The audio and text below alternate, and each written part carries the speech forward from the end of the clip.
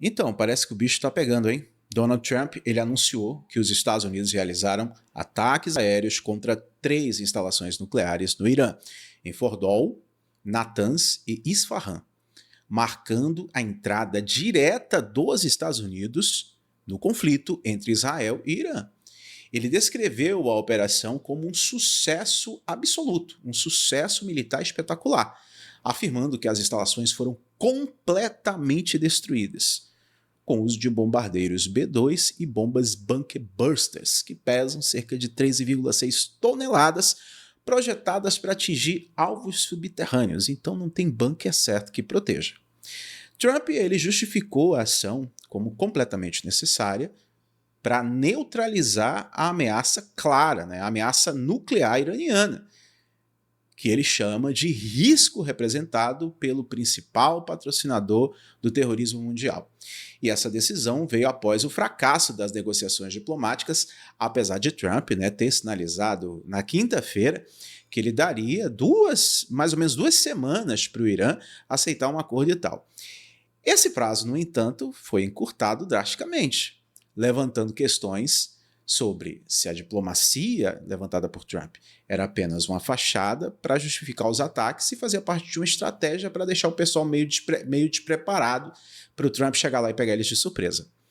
A operação ela foi coordenada juntamente com Israel, que já vinha, né, bombardeando o Irã ali desde o dia 13 de junho de 2025, e o primeiro-ministro israelense, Benjamin Netanyahu, elogiou Donald Trump, dizendo que a ação simplesmente mudará a história. Mas será que essa jogada realmente elimina a ameaça ou apenas acende um pavio ainda mais curto para um conflito mundial maior? Tem gente temendo aí pela terceira guerra. E a Rússia, e a China, calma aí que a gente vai chegar lá. O Irã, ele reagiu com muita indignação, claro, mas até agora sem ações militares concretas. E o ministro das Relações Exteriores do Irã, né, Abbas Araghchi, acho que eu pronunciei correto o sobrenome dele, ele condenou os ataques como uma traição total à diplomacia e afirmou que o Irã exercerá o seu direito de autodefesa. Ele anunciou que vai se reunir com Vladimir Putin em Moscou, sinalizando que Teherã vai buscar apoio dos seus principais aliados, de gente forte, como é o caso da Rússia. E agora eu quero que você preste atenção aqui na tela, que eu quero mostrar umas matérias para você. Todas essas manchetes aqui, pessoal, são de jornais estrangeiros, tá? Então eu já traduzi em português para você. Essa aí mesmo, por exemplo, é do The Guardian, jornal britânico. Donald Trump disse que os Estados Unidos atacaram 3 instalações nucleares iranianas e foram totalmente obliterados. Nós temos aí também uma manchete da NPR. Não, essa aqui é do The Hill, perdão. Ex-embaixador na Rússia, Putin e Xi celebrarão, aí, porque é um nome muito próprio, uma expressão muito própria americana, mas mais ou menos quer dizer isso, né? O ataque preventivo de guerra de Donald Trump no Irã. Então aqui o embaixador está dizendo que Xi Jinping e Trump vão comemorar, apesar de apoiarem o Irã, vão comemorar essa ação de Trump. Esse aqui foi publicado por um portal indiano, NTV, se eu não me engano. As observações anteriores de Putin sugerem a posição da Rússia sobre ataques dos Estados Unidos ao Irã. E olha só o que diz um trechinho dessa matéria. A Rússia está lidando com sua própria guerra na Ucrânia, o que complica qualquer envolvimento potencial no conflito do Oriente Médio que os Estados Unidos entraram no dia 21 de junho. Será? Segura aí que a gente já vai falar sobre isso, hein? Agora sim foi publicado pela NPR, muitas ações prontas para abastecer o Irã com suas ogivas nucleares. Top Putin Aid, ou seja, a ajuda suprema de Putin. Aí fala sobre o ministro das Relações Exteriores do Irã, que está indo até Moscou para ir lá chorar no pé de Putin, né? Esse aqui é de um portal chamado Alguma Coisa Net, vocês me perdoem, tá? eu não lembro o nome, razão surpreendente de Putin para não fornecer ajuda de guerra ao Irã. Israel é quase um país de língua russa. Declaração aí do presidente Vladimir Putin, dizendo que, muito provavelmente, ele não vai se meter nessa treta. E a Guarda Revolucionária Iraniana classificou as bases americanas no Oriente Médio como completamente vulneráveis, mas evitou ameaças diretas. Por que será? A galera sentiu, hein? A mídia estatal iraniana, ela minimizou os danos, alegando que o urânio enriquecido foi removido previamente das instalações, o que, se for verdade, poderia indicar que o impacto dos ataques foi menor do que Donald Trump afirma. Mas pode ser aquela coisa, você não pegou, quando na verdade, de fato, acabou destruindo. Quando a gente olha a situação, no entanto, a destruição de centrífugas e laboratórios, mesmo que parcial, representa um atraso muito significativo no programa nuclear iraniano, que já estava sob pressão de sanções e também dos ataques israelenses. Aí vem os Estados Unidos e faz um ataque, mas eles estão dizendo, né? Eu prefiro acreditar no Donald Trump do que na mídia estatal iraniana. E o Irã, ele nega buscar armas nucleares, insistindo que seu programa tem fins pacíficos. Mas o enriquecimento de urânio a 60%, que é muito próximo do nível necessário para a criação de uma bomba, é claro que alimenta desconfiança. No meu caso, não é nem desconfiança, é certeza. A questão aqui é, até que ponto Teherã está disposto a retaliar com os mesmos meios? Até que ponto o Irã, está disposto a ir para cima dos States? A entrada dos Estados Unidos nesse conflito muda completamente o equilíbrio de poder no Oriente Médio, mas também acaba expondo Donald Trump a críticas muito severas, internas e externas. Por quê? Porque durante a sua campanha, ele prometeu evitar guerras eternas e focar mais naquela política da America First, América Primeiro e tal. Mas agora, ao se alinhar diretamente com Israel, para muitos ele está se contradizendo. Muitos dizem que ele contradiz a narrativa, o que já provocou reações de figuras importantes dentro da base republicana, da direita dos Estados Unidos, né? Figuras como Tucker Carlson e Marjorie Taylor, que questionaram profundamente o envolvimento americano nessa situação. E no cenário internacional, aliados como o Reino Unido, a França e a Alemanha pediram muita moderação e retorno à diplomacia, enquanto países extremamente democráticos, como a Venezuela, Cuba e China, condenaram os ataques como violações do direito internacional. Você vê que eles nem citam direitos humanos.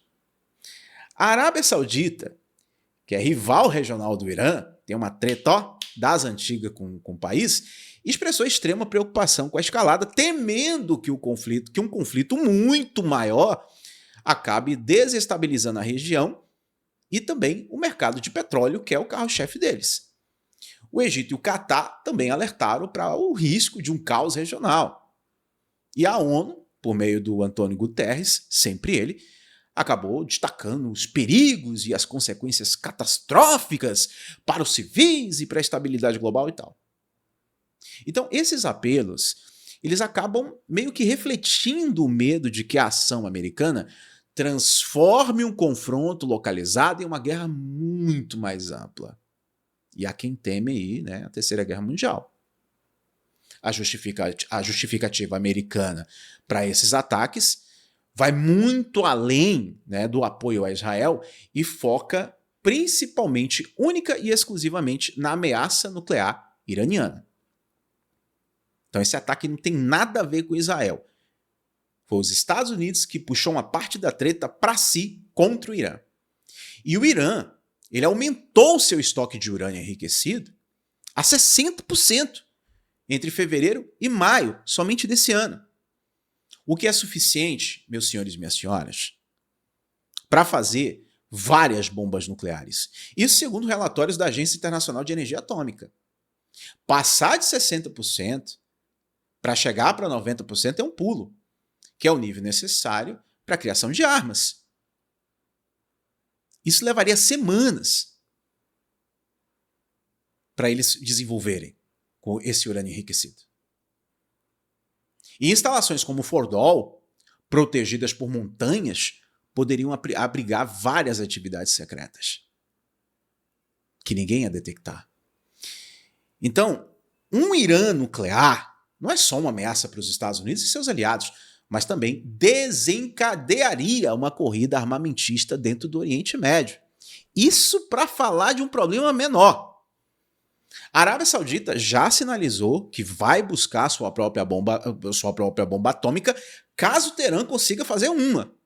E outros países simplesmente poderiam seguir o mesmo exemplo. E além disso, uma arma nuclear daria ao Irã muito, mas muito maior liberdade para apoiar grupos terroristas como o Hezbollah, o Hamas, intensificando muitas guerras por procuração sem medo de retaliação direta. Ou seja, meu irmão, é o caos propriamente dito. Para os Estados Unidos neutralizar essa ameaça agora, enquanto o Irã ainda não cruzou a linha final, é um cálculo muito estratégico. Mas é muito arriscado, a gente tem que assumir. Mas será que o custo valeu o benefício? Eu acho que essa é a pergunta central. O envolvimento da Rússia adiciona uma outra camada de complexidade e até mesmo pavor e medo da galera. Moscou, ele condenou os ataques. O Putin condenou os ataques americanos como violação de direito internacional e tal, mas Vossa Senhoria, o presidente Vladimir Putin, ele tem sido cauteloso para falar sobre a questão. Escute isso. Em um discurso recente, era para até eu ter trago esse vídeo aqui dublado para vocês. Mas em um discurso recente, o Vladimir Putin defendeu o direito do Irã de ter um programa nuclear civil e tal. Civil, para fins pacíficos. Mas também ele reconheceu a necessidade de Israel de garantir sua própria segurança. E aí a Rússia vai se meter? Eu não sei, velho, porque a Rússia ela tá extremamente sobrecarregada com a guerra na Ucrânia, não tem recursos para se envolver diretamente no Oriente Médio, mas mantém laços estratégicos com o Irã, incluindo o fornecimento de drones e uma certa cooperação nuclear. Então, a visita do ministro das Relações Exteriores do Irã a Moscou sugere que Teherã vai buscar, sim, apoio diplomático e militar. Mas o Putin já deixou claro que a parceria com o Irã não inclui uma defesa mútua. Vocês estão precisando de quê? É um rango?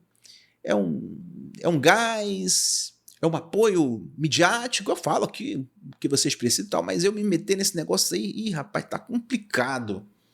A Rússia também, pessoal, ela teme que esse conflito acabe gerando uma coisa muito maior no Oriente Médio. Fora isso, ela teme que isso eleve ainda mais o preço do petróleo. Porque do jeito que está agora, a sua economia está completamente beneficiada. Mas distraindo os Estados Unidos, né, de pressionar por um acordo com a Ucrânia e tal. Então, tudo que a Rússia quer é que os Estados Unidos se resolva lá, fica lá se metendo com esse negócio do Irã, que aí os Estados Unidos tiram o olho desse problema da Ucrânia. Alguns analistas russos, como o Dmitry Medvedev, acabaram vendo essa ação de Donald Trump como uma distração que dá a Moscou muito mais espaço para manobrar. Será que o Putin ele vai usar a crise para fortalecer sua posição global? Ou será que ele vai evitar se comprometer? Eu acho que ele não se mete. Israel, por sua vez, saiu muito mais fortalecido com a entrada dos Estados Unidos desde o início do conflito, né, que começou no dia 13 desse mês, né, 13 de junho. E os israelenses alegam que o Irã ele estava muito próximo de desenvolver uma arma nuclear de fato, justificando seus ataques preventivos. No entanto, Israel não possui capacidade militar para destruir instalações como Fordow se não tivesse a ajuda americana. Então, a coordenação com Washington Ela foi confirmada por autoridades israelenses e tal. E isso mostra que Netanyahu pressionou com sucesso por uma intervenção direta dos Estados Unidos. Mas eu não acho que foi porque Netanyahu ficou ali. Não acho que foi isso. Então, os ataques americanos, eles acabam complementando ali, né, os esforços de Israel, que já haviam destruído defesas aéreas iranianas e matado comandantes muito importantes, como Saed Saad, que é ligado ao Hamas. E Netanyahu celebrou essa ação, né, como um grande feito, como um golpe histórico, né, contra um soco no estômago do regime mais perigoso do mundo.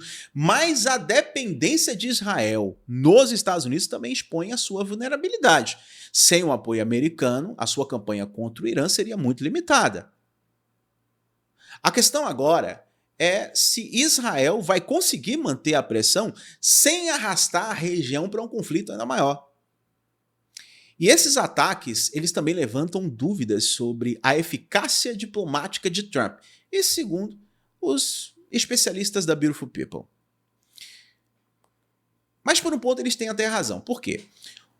O Trump, ele prometeu dar ao Irã, presta atenção nisso, isso aqui é importante. O Trump, ele prometeu dar ao Irã 2 semanas para negociar, mas ele agiu em 2 dias.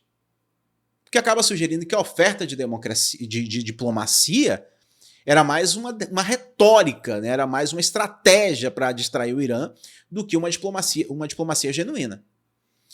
Negociações em Genebra envolvendo a Europa e o Irã acabaram colapsando após os ataques israelenses. E o Irã cancelou completamente o diálogo com os Estados Unidos no dia 15 de junho. Esse é um lado também importante que as pessoas, né, precisam levar em consideração. A retórica de Trump exigindo redenção, ou melhor dizendo, exigindo rendição incondicional para o Irã, acabou fechando espaço para compromissos. E os críticos apontam que ele poderia simplesmente ter esgotado as opções pacíficas como sanções mais duras ou pressão via ONU. Antes, é claro, de recorrer à força. Mas você acha que o Irã ia ceder? O Khamenei já falou, a gente não vai ceder, acabou. Por outro lado, veja bem, defensores argumentam que a diplomacia já havia falhado repetitivamente várias vezes com o Irã, que continuou enriquecendo urânio, apesar dos acordos anteriores, como aquele acordo de 2015. Então, a escolha de Trump foi um risco calculado para remover a incerteza do programa nuclear. Mas a falta de transparência sobre os danos reais dificulta bastante da gente avaliar se o objetivo de fato foi alcançado. E a reação global ao bombardeio e tal acaba refletindo um pouco dessa polarização no meio do conflito. Muita gente não está pensando com a cabeça, de fato, está pensando muito com a emoção. Enquanto Netanyahu e líderes europeus como Ursula von der Leyen, nunca acerto falar o nome dela direto, tá? Acabam, desenhando a necessidade de impedir o Irã nuclear. E países latino-americanos como Colômbia, Venezuela e Cuba condenaram a ação como uma escalada perigosa e tal. Claro, esses países têm muita moral para poder dar pitaco, mas tudo bem. Tomara que o presidente Lula fique quietinho, tomara que ele não se meta nisso. O presidente colombiano Gustavo Petro, ele alertou que o ataque incendeia ainda mais o Oriente Médio e ameaça a paz global. Mas o Irã, construindo bomba atômica, várias armas nucleares, não, tá tudo de boa. A China, um parceiro comercial do Irã, muito forte e tal, criticou os Estados Unidos por agravarem as tensões, enquanto a Nova Zelândia e o Japão pediram contenção. Falaram assim, vai com calma.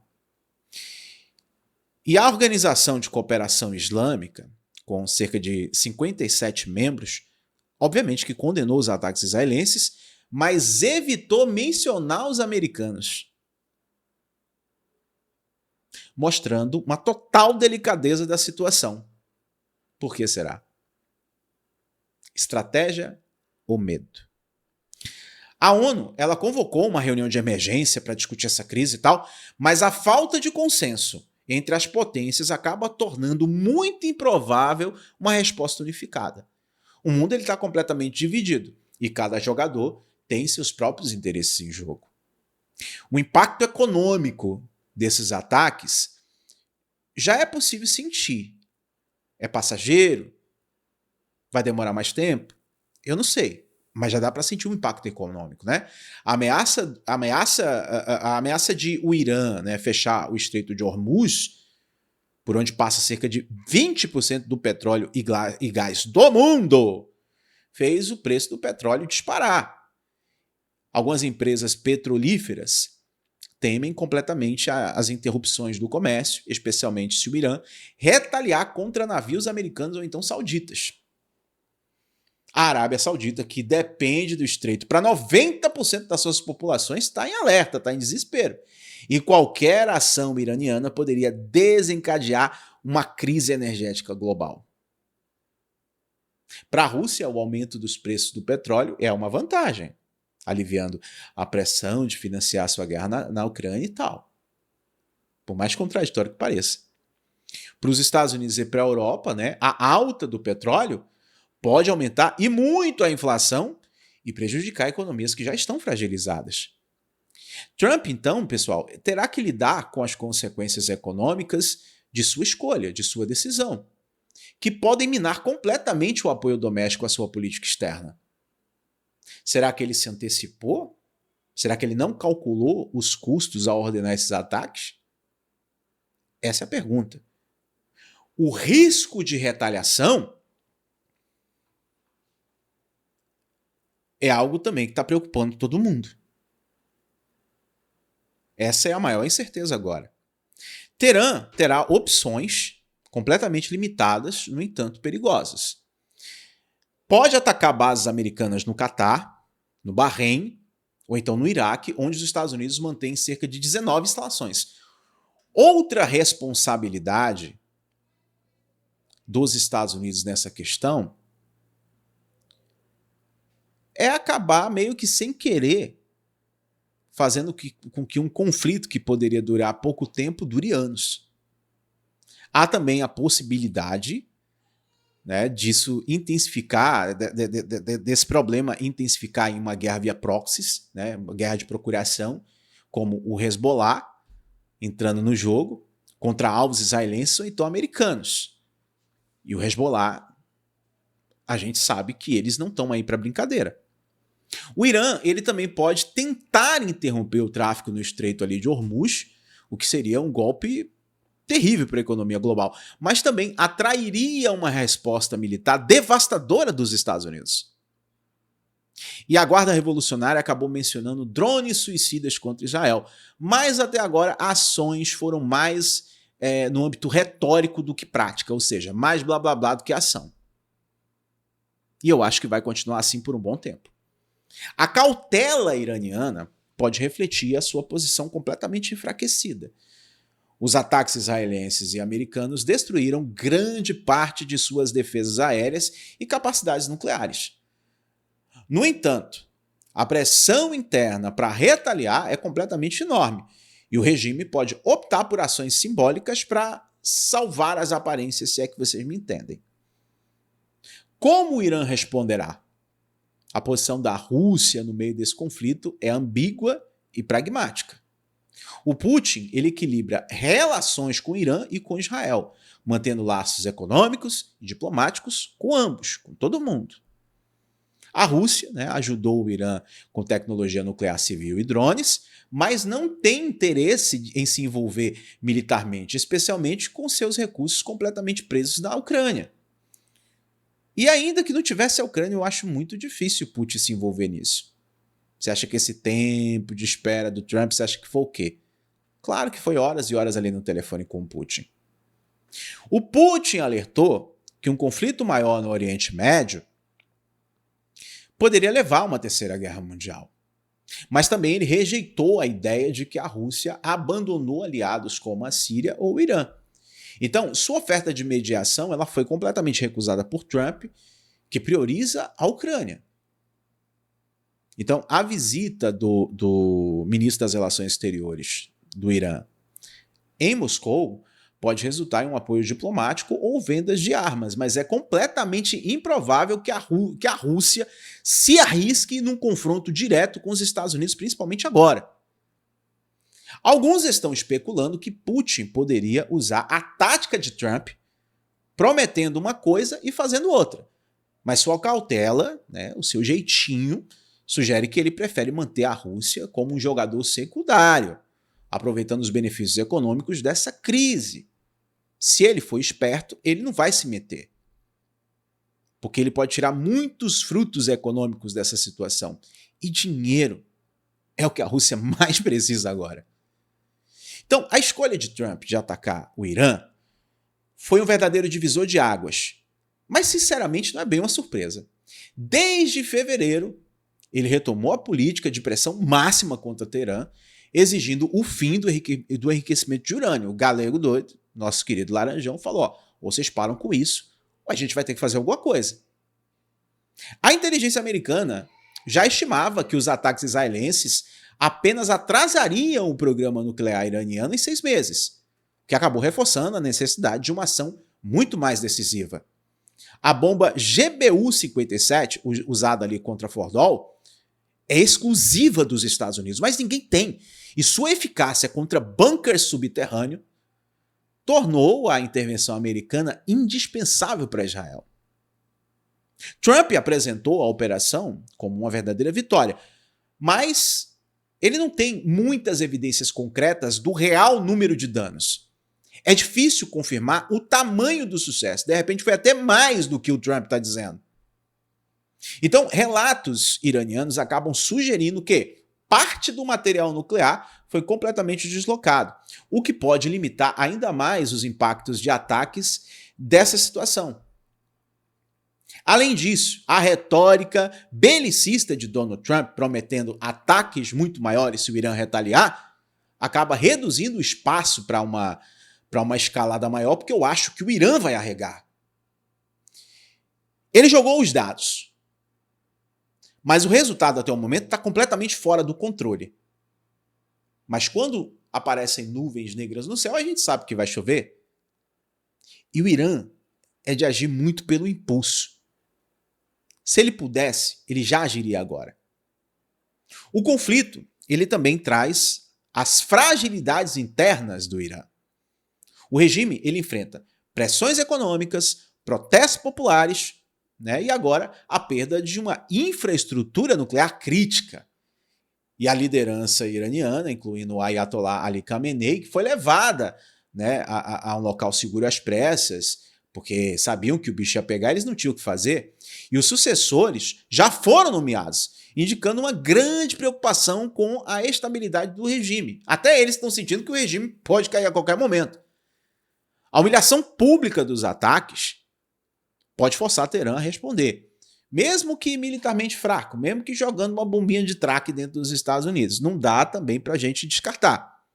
Por outro lado, a ausência de uma retaliação imediata, de uma ação agora, acaba sugerindo que o Irã está avaliando muitas opções com cuidado, possivelmente buscando o apoio de aliados como Rússia e China. E provavelmente, sem o apoio desses dois, o Irã não vai fazer nada agora.